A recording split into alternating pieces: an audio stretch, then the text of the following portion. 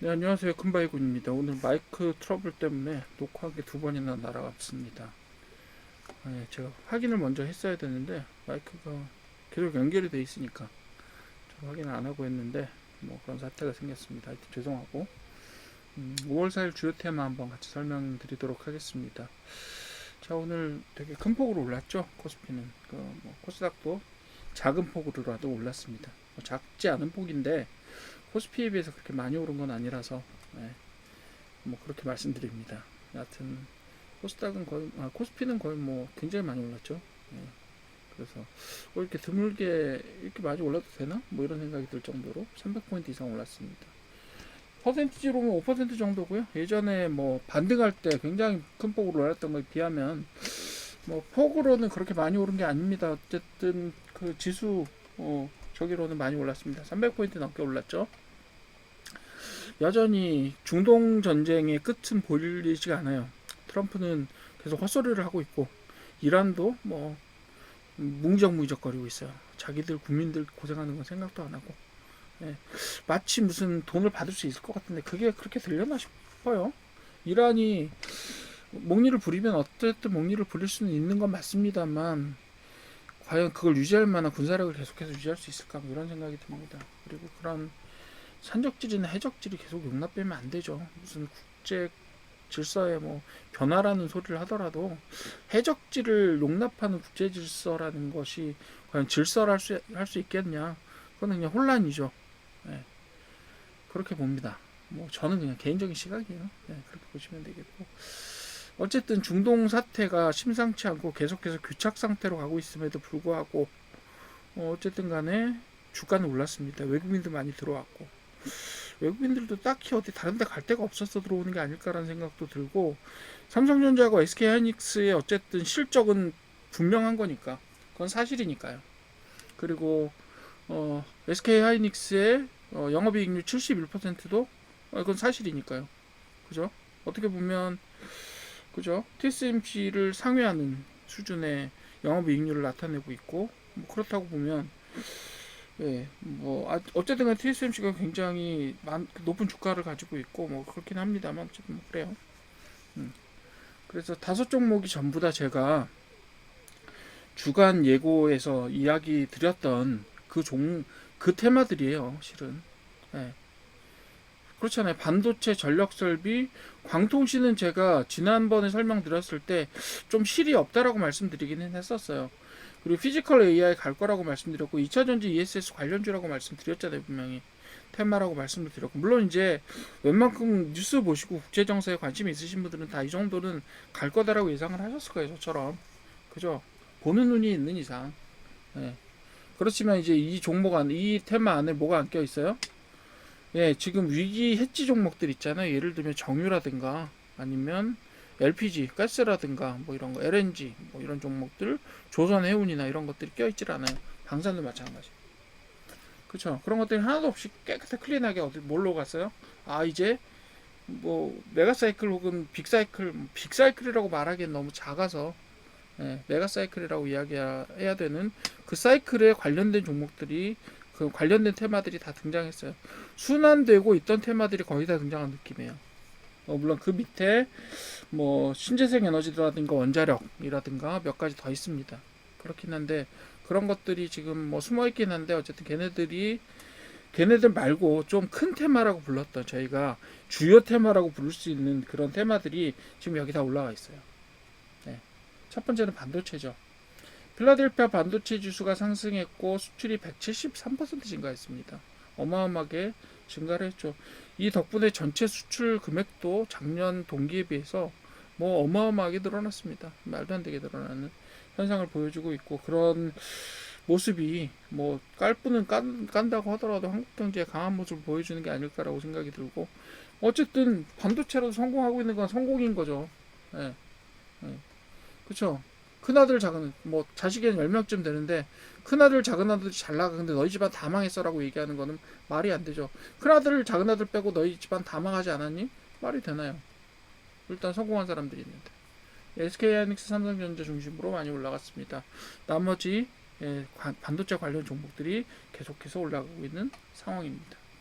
전력설비 전선은요, AI 데이터 센터하고 노후 전력망 교체라는 고전 주제입니다. 지난주부터 이 모멘텀 얘기할 때 이 두 가지가 맨날 나와요. 그리고 슈퍼사이클 얘기를 계속합니다. 제가 얘기하는 슈퍼사이클, 메가사이클, 뭐 빅사이클, 저도 맨날 잊어버립니다. 용어를. 왜? 사람마다 다 각각 다르겠으니까. 네, 그렇습니다.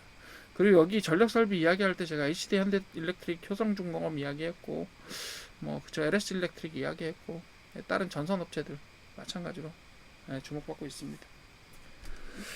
자, 그 다음에 문제적 종목, 문제적 테마 두 가지가 등장하는데, 하나는 광통신하고 5G, 그리고 통신장비입니다.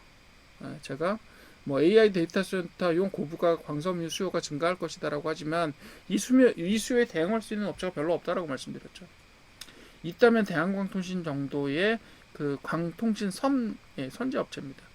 근데 선제 업체 가지고는 돈 많이 못 벌어요. 그냥 광통신 선이에요. 되게 대단한 기술이 아닙니다. 그냥 대체 가능해요. 그냥 단지 중국에서 좀 안 쓰려고, 중국어 좀 안 쓰려고, 다른 거 안 쓰려고 해서 그러는 거지. 이게 대단한 것도 아닙니다. 일본도 가지고 있어요. 이 기술들은 다. 뭐 일본하고 우리나라하고 기술 비교를 하는 게 확실히 일본 쪽에서 좀 더 많은 기술을 초기부터 개발을 많이 해놓은 상태이기 때문에 그런 부분이 있긴 하지만 어쨌든 간에 광통신은 솔직히 말하면 실이 없어요. 우리나라에 저런 수요들 있죠. 그것들을 대응할 만한 기술력을 가진 업체들, 그리고 실적으로 그것들이 연결될 만한 업체들이 거의 없습니다. 그 부분들은 여러분들도 알고 가셔야 돼요. 그래서 상당히 옥석을 잘 가리셔야 될 겁니다. 광통신 쪽에서는 특히, 통신 장비는 더합니다. 광통신은 그나마, 근데 통신 장비 쪽 따라서 올라간 업체들 있죠. 걔네들은 잘 보십시오. 진짜 되게 허해요. 허가 진짜 그러니까 실제로 뭐가 없어요. 매출도 다 그렇고 거의 다 적자고. 그러니까 그런 업체들은 걸으십시오. 과감하게. 안 되는 업체들은 안 돼요. 그런 부분들 말씀드릴 거고. 피지컬 AI의 경우는 로봇 업체들 굉장히 많은데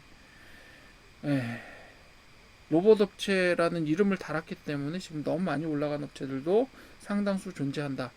이렇게 보셔도 되겠습니다. 예를 들면 모 업체의 경우에는 PER이 9,300이에요. 말이 안 됩니다.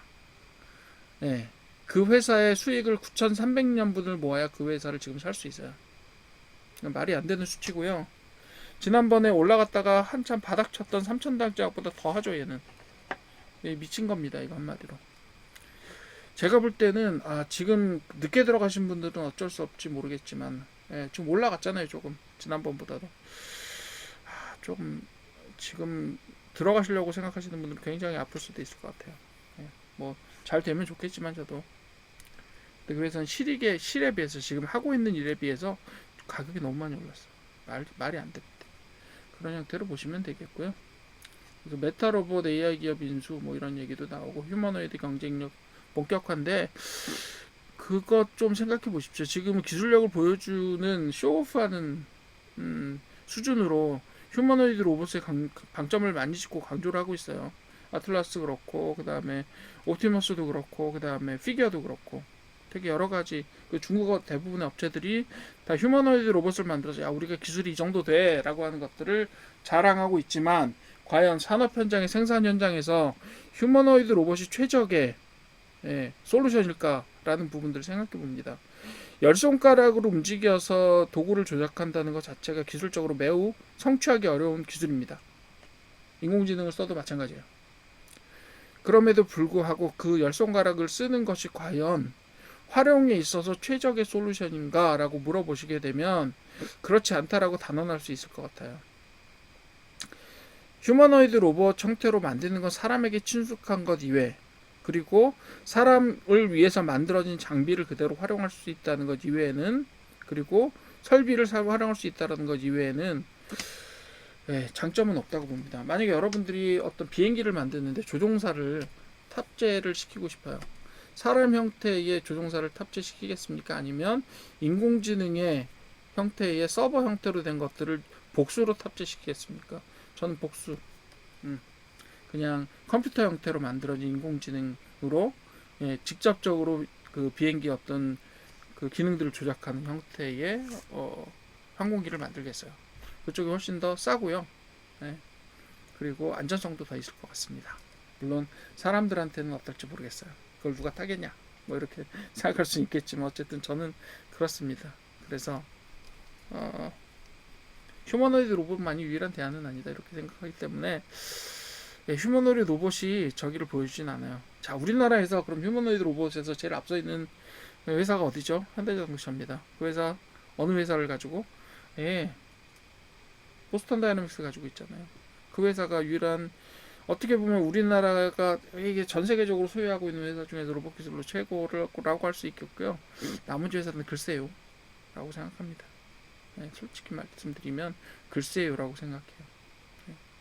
그래서 지금의 주가를 정당화하지 못하는 것이 바로 피지컬 AI 로봇입니다. 테마입니다. 언젠가는 가기는 갈 거야. 시간이 오래 걸리죠. 광통신 5G도 우리나라가 필요하면 갈 겁니다. 근데 시간하고 비용이 많이 들 거예요. 이 두 가지는 그렇습니다. 그러니까 이 두 가지에서는 여러분들이 적어도 기본적인 분석을 하십시오. 얘네들의 주가를 과연 정당화시킬 만한 이유가 있느냐. 아무리 성장 속도가 빨라도요. PER 9,000은 정당화시킬 수 있는 어떤 방법도 없어요. 실은 그렇게 보십시오.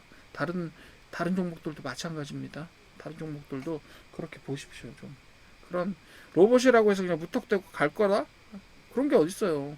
세계적으로 다 경쟁하고 있는데 여기 있는 어떤 회사보다요 중국에 있는 회사들이 훨씬 더 낫습니다. 로봇 기술에 있어서 그렇게 보십시오. 그게 나아요. 그게 훨씬 더 여러분들의 그 재산을 지켜주게 될 겁니다. 장기적으로. 그리고 2차전지 ESS는 제가 이 부분들은 굉장히 중요한 역할을 하게 될 거다라고 말씀드렸죠. 뭐랑 결합돼서 전력설비 전선과 결합되어서입니다. 그래서 ESS 수요가 급증할 거고요. 배터리 실적도 반등할 거라고 기대가 됩니다. 왜요?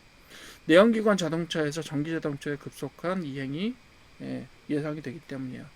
기름값이 이 정도 수준이잖아요. 우리나라는 2,000원대에서 정부가 눌러놓고 있잖아요. 미국은 이미 2배가 올랐고요. 다른 나라도 마찬가지예요. 예. 2배의 연료비를 내면서 굳이 내연기관 자동차를 유지해야 될 필요성 있는 내연기관 자동차가 얼마나 될까요? 과연 우리는 꼭 내연기관 써야 돼 라고 하는 그런 자동차들은 그렇게 많지는 않을 겁니다. 적어도 지금처럼 계속해서 기술 개발이 되면서 중국에서는 기본적으로 저기가 1000km입니다. 이동거리가 한 번 충전으로 이동하는 거리가 1000km를 기본적으로 만들어서 그런 전기 자동차를 세계 시장으로 팔고 있어요. 예. 내연기관 자동차가 과연 걔네들이 이길 수 있을 거냐? 그건 좀 생각해 봐야 됩니다. 그리고 전체적으로 석유 경제에서 전기 경제로 이행하고 있기 때문에 그 중심의 역할들을 ESS나 2차전지가 할 수밖에 없어요. 2차전지도 계속해서 자본을 투여해서 기술 개발을 하면서 계속해서 사용기간을 늘려야 되고 그것은 로보틱스에서도 요구하는 겁니다. 왜? 지금은 아틀라스도 4시간밖에 운영을 못해요. 왜? 2차전지가 그밖에 안 가니까. 그러니까 어떻게 해요? 전고체로 그 이상으로 예를 들면 나트륨 용융 이런 걸로 간다. 계속해서 발전하지 않으면 안 됩니다. 왜? 로봇도 발전시켜야 되고 석유 경제에서 전기 경제로 이행도 계속 해야 되기 때문에 석유 경제는 유일하게 앞으로 아주 특수한 목적, 예를 들면 항공유라든가 이런 쪽 있죠. 기름이 가지고 있는 에너지 밀도는 전기 리튬 이온에 비해서 100배 이상입니다. 그렇기 때문에 그거는 상대가 안 돼요. 그래서 아주 특수한 목적에 있어서는 기름을 앞으로도 계속 이용할 수밖에 없습니다. 그래서 그런 목적이나 아니면 생산 소재로서 예를 들면 플라스틱 만들거나 비닐 만드는 소재로서의 석유를 제외하고는 아마도 석유 경제가 앞으로 점점 더 쇠퇴하지 않겠느냐라고 하는 것이 중론이고요. 이번에 아랍에미리트가 오페크를 탈출이라고 저는 계속 표현하게 되는데 탈출하게 되는 중요한 원인 중에 하나도 저는 그거라고 봅니다. 석유 경제의 급속한 몰락을 아랍에미리트도 보는 거예요. 어떻게든지 사우디아라비아는 그걸 아직 그 영광을 붙잡고 싶어하는 거고요. 그렇게 됩니다. 그래서 아랍에미리트는 빨리 팔아치워서 어쨌든 그걸 부로 만든 다음에 다른 형태로 투자를 하겠다라고 판단을 한 거고, 그래서 오페크를 탈퇴해서라도 빠른 속도로 석유를 채굴해서 그걸 팔아서 돈으로 만들겠다라고 생각을 하는 이유가 있는 것 같아요. 그것을 미국에서 또 백그라운드로 돕고 있다라고 보여지는 거고요. 자, 5월 4일 주요 테마 다시 한번 총정리해 봅시다. 자, 5가지 종목은, 5가지 테마는요, 어쨌든 간에 슈퍼 사이클을 이루는 5가지 중요한 테마입니다. 여기에 몇 가지만 더 붙이면 돼요. 기타 등등 등장하는 것들이 있어요. 제가 그거는 어디 주간에다가 다 설명해 드렸어요. 네, 주간 리포트 한번 보십시오. 네, 도움이 되실 겁니다.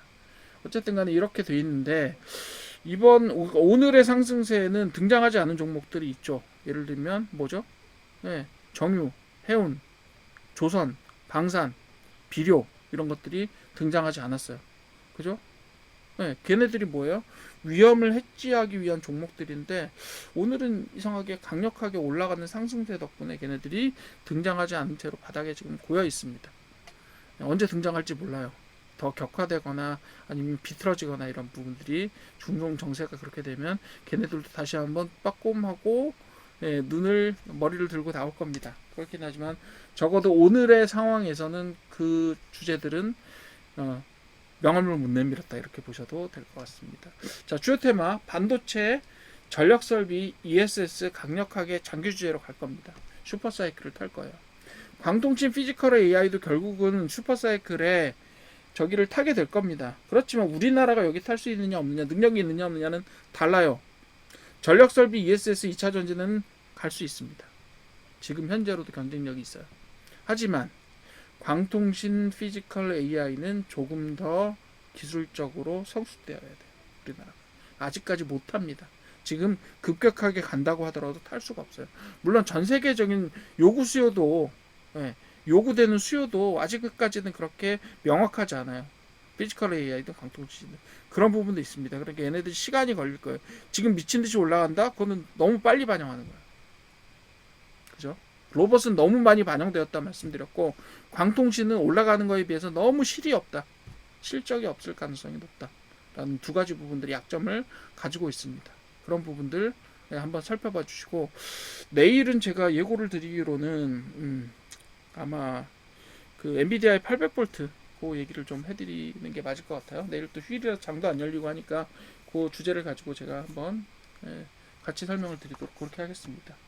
자, 오늘 주요 테마는 여기서 마치겠고요. 도움이 되셨으면 좋아요하고 구독 부탁드릴게요. 뭐 댓글 쓰셔도 좋고요. 감사합니다.